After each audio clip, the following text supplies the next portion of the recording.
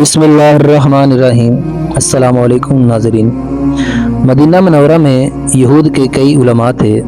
یہود کے پاس حضرت موسیٰ علیہ السلام پر نازل شدہ توریت اصل حالت میں تو باقی نہیں رہی تھی، جو کچھ بچا کچا حصہ تھا اس میں انہوں نے خاص تبدیلی کر دی تھی۔ پھر بھی آخری نبی حضور اکرم صلی اللہ علیہ وآلہ وسلم کی بعض نشانیاں اس میں لکھی باقی رہ گئی تھیں۔ یہود کے عالموں میں سے ایک عالم سب سے بڑے سمجھتے تھے، انہوں نے تورات میں آخری نبی زمان صلی اللہ علیہ وآلہ وسلم کی نشانیاں پڑھ رکھی تھیں۔ چنانچہ وہ مدینے کے لوگوں سے کہتے رہتے تھے، لوگوں آخری نبی کا ظہور ہونے والا ہے۔ نبوت کے 11ویں سال حج کے موقع پر بنو خزاج کے کچھ نیک انسان حضور اکرم صلی اللہ علیہ وآلہ وسلم پر ایمان لے آئے۔ جب یہ لوگ مکے سے مدینے آئے تو انہوں نے انہیں بتایا کہ جس نبی کی تم باتیں کرتے رہے ہو ان کا ظہور ہو چکا ہے، وہ مکہ مکرمہ میں مبعوث ہوئے ہیں اور ہم لوگ ان پر اپنی خوشی سے ایمان لائے ہیں۔ انہوں نے تورات میں نبی آخر الزمان صلی اللہ علیہ وآلہ وسلم کی جو علامات پڑھی تھیں ان کے مطابق سوالات کیے اور انہیں فوراً یقین آ گیا کہ یہ وہی نبی ہیں جن کا ذکر تورات میں ہے۔ اب تو وہ دن رات بے چین رہنے لگے۔ آخری نبوت کے 13ویں سال میں حضور اکرم صلی اللہ علیہ وآلہ وسلم مکہ مکرمہ سے ہجرت کر کے مدینہ منورہ تشریف لے آئے۔ انہیں کسی نے خبر دی کہ اللہ کے رسول تشریف لائے ہیں۔ یہ سنتے ہی انہوں نے نعرہ تکبیر بلند کیا۔ ان کا نعرہ سن کر ان کی پھوپھی نے کہا، ان صاحب کے آنے سے تمہیں اتنی خوشی ہوئی ہے کہ شاید حضرت موسیٰ علیہ السلام بھی تشریف لے آتے تو تم اتنے خوش نہ ہوتے۔ یہ سن کر وہ بولے، پھوپھی جان اللہ کی قسم، یہ بھی حضرت موسیٰ علیہ السلام کے بھائی ہیں اور اسی مقصد کے لیے دنیا میں تشریف لائے ہیں جس مقصد کے لیے حضرت موسیٰ علیہ السلام تشریف لائے تھے۔ پھوپھی نے کہا، بھتیجے کیا یہ واقعی وہ نبی ہیں جن کی تورات اور دوسری آسمانی کتابوں میں خبر دی گئی ہے؟ انہوں نے فوراً کہا، بے شک یہ وہی ہیں۔ اس پر پھوپھی نے کہا، تب تو یہ ہماری بہت ہی خوش قسمتی ہے کہ اللہ کے آخری نبی حضرت محمد صلی اللہ علیہ وآلہ وسلم خود ہمارے شہر میں تشریف لائے ہیں۔ اس گفتگو کے بعد وہ نبی کریم صلی اللہ علیہ وآلہ وسلم کی خدمت میں حاضر ہوئے۔ پھوپھی بھی ساتھ تھیں۔ اس طرح دونوں ایمان لے آئے۔ یہ ایمان لانے والے خوش قسمت حضرت عبداللہ بن سلام رضی اللہ تعالی عنہ تھے اور ان کی پھوپھی حضرت خالدہ بنت حارث رضی اللہ تعالی عنہما تھیں۔ اب ان کی خواہش تھی کہ ان کا سارا گھرانہ اسلام قبول کر لے۔ انہوں نے گھر کے افراد کو سلام کی دعوت دی۔ سب لوگ اسلام لے آئے۔ خود حضرت عبداللہ بن سلام رضی اللہ تعالی عنہ فرماتے ہیں، جب سے میں نے حضور اکرم صلی اللہ علیہ وآلہ وسلم کی نبوت کا ذکر سنا تھا، میں آپ پر غائبانہ ایمان لا چکا تھا، لیکن میں نے اپنے ایمان کو یہودیوں سے پوشیدہ رکھا ہوا تھا۔ نبی کریم صلی اللہ علیہ وآلہ وسلم کو دیکھتے ہی مجھے پختہ یقین ہو گیا کہ آپ ہی نبی آخر الزمان صلی اللہ علیہ وآلہ وسلم ہیں۔ تاہم مزید اطمینان کے لیے میں نے آپ سے 3 سوال پوچھے۔ علامات قیامت میں سے پہلی علامت کون سی ہے؟ اہل جنت کو پہلی چیز کھانے کے لیے کیا ملے گی؟ وہ کون سا سبب ہے جس کی وجہ سے بچہ کبھی ماں کی شکل پر ہوتا ہے اور کبھی اپنے باپ کی شکل پر ہوتا ہے؟ حضور اکرم صلی اللہ علیہ وآلہ وسلم نے پہلے سوال کا جواب یہ فرمایا، وہ ایک آگ ہوگی جو لوگوں کو مشرق سے مغرب کی طرف ہنکال لے جائے گی۔ دوسرے سوال کا جواب میں نے آپ سے فرمایا، مچھلی کا جگر کھایا جائے گا۔ تیرے سوال کا بھی حضور اکرم صلی اللہ علیہ وسلم نے کافی شافی جواب دیا۔ تینوں سوالات کے جواب سنتے ہی حضرت عبداللہ بن سلام رضی اللہ تعالی عنہ ایمان لے آئے۔ پھر انہوں نے کہا، یا رسول اللہ صلی اللہ علیہ وآلہ وسلم، میں اپنی قوم یہود کا سردار ہوں، ان کے سردار کا بیٹا ہوں۔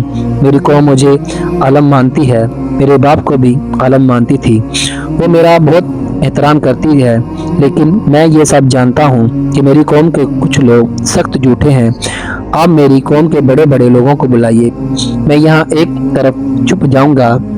میرے اسلام لانے کا ذکر کیے بغیر آپ نے ان سے میرے بارے میں پوچھیے۔ حضور کریم صلی اللہ علیہ وسلم نے ان کی تجاویز ان کی قوم کے بڑے لوگوں کو بلوایا، پھر ان سے فرمایا، اے لوگو، میں تمہارے اسلام کی دعوت دیتا ہوں، بس تم میری دعوت قبول کر لو۔ यहूदियों के बड़ों ने जवाब दिया, हम इस्लाम कबूल नहीं करना चाहते, हम जिस तरीके पर हैं वही हमारे लिए बड़ा है। इस पर हुज़ूर अकरम सल्लल्लाहु अलैहि वसल्लम ने फरमाया, अच्छा ये बताओ, हसीन बिन सलाम तुम में से किस पाए के आदमी हैं?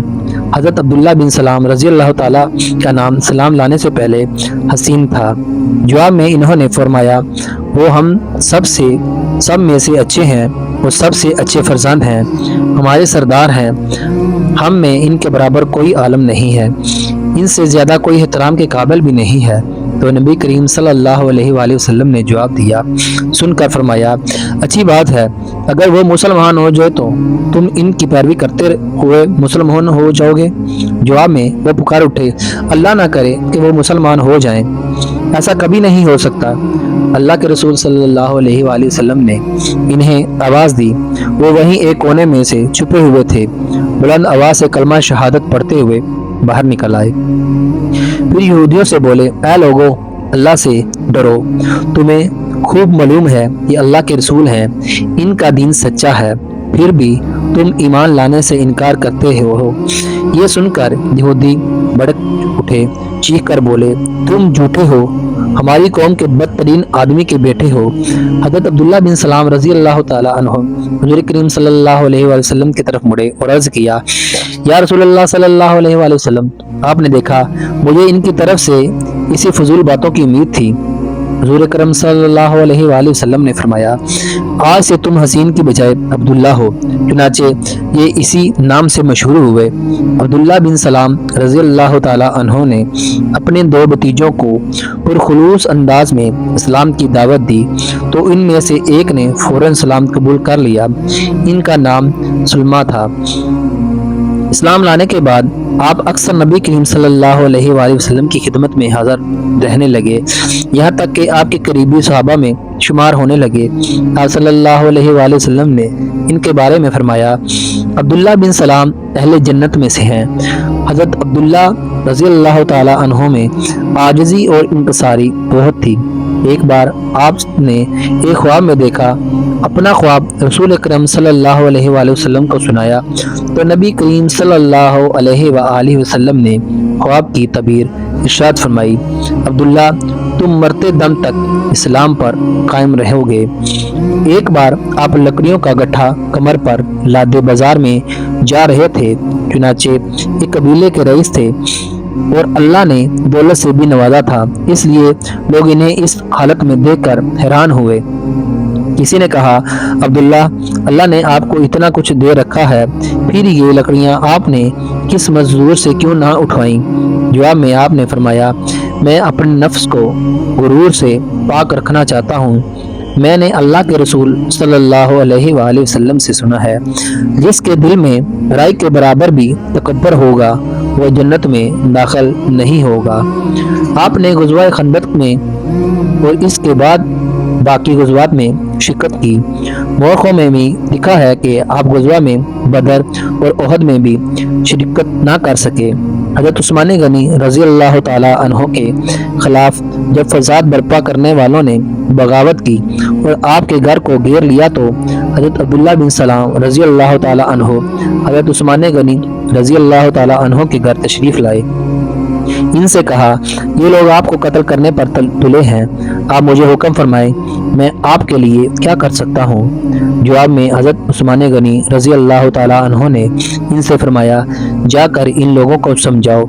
इन्होंने बाहर आकर इन फसादियों के सामने ये पुर अंदाज में तकरीर की, लेकिन इन पर कोई असर ना हुआ और इनके दिल पत्थर हो चुके थे।